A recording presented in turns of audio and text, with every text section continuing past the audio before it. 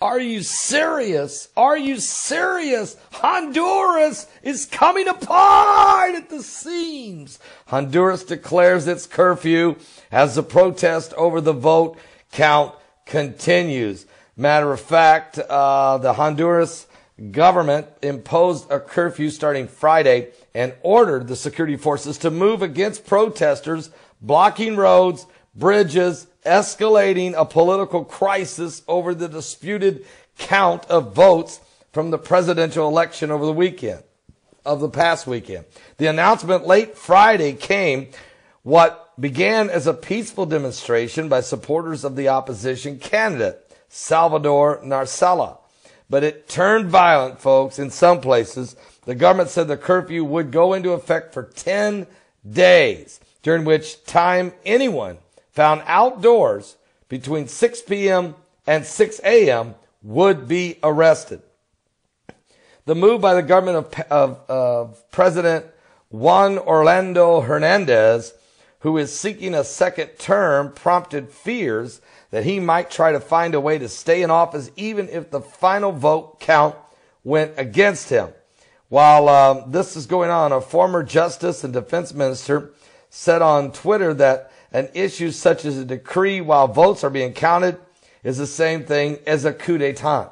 Now, despite the government announcement, the opposition planned to resume negotiations with the country's election commission on Saturday amid at restarting the stalled ballot count and reviewing the results. The commission, who is dominated by Mr. Hernandez's allies in the Conservative National Party, has behaved erratically since the polls closed on Sunday of last weekend. It waited almost 10 hours to even release the first results, which showed Mr. Narcella ahead by 5 points, with 58% of the polling places counted. But the count then stalled until Tuesday afternoon, and after it resumed, Mr. Hernandez steadily closing the gap and eventually overtook Mr. Narcella.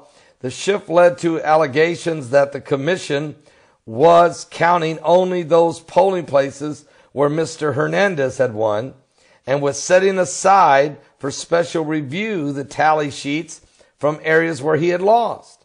The commission agreed to count the remaining tally sheets under pressure from international observers. In a sign of how widespread distrust the Electoral Commission has become, Honduras conservative main business groups joined the call for a full count. At the end, there's a lack of confidence in the commission from all sectors, said Rodolfo Pastor, a strategist from the left-wing Alliance Against the Dictatorship, Mr. Narcella's coalition. The perception that there was a manipulation has been created, and the opposition has asked that the Electoral Commission to disclose vote database, and it demanded a recount in 3 departments where turnout was said to be about 20% points higher than the average elsewhere in the country. Unless those demands are met, the opposition alliance said it would not take part in the last stage of the count. That would endorse fraud, and Mr. Pastor wrote in a text message. So protesters have blocked the roads and bridges for a second day this past Friday to demand an impartial count. In some places, they burned tires, filling the air with thick black smoke. There was some looting. Security forces clashed with protesters in several places, leading to injuries.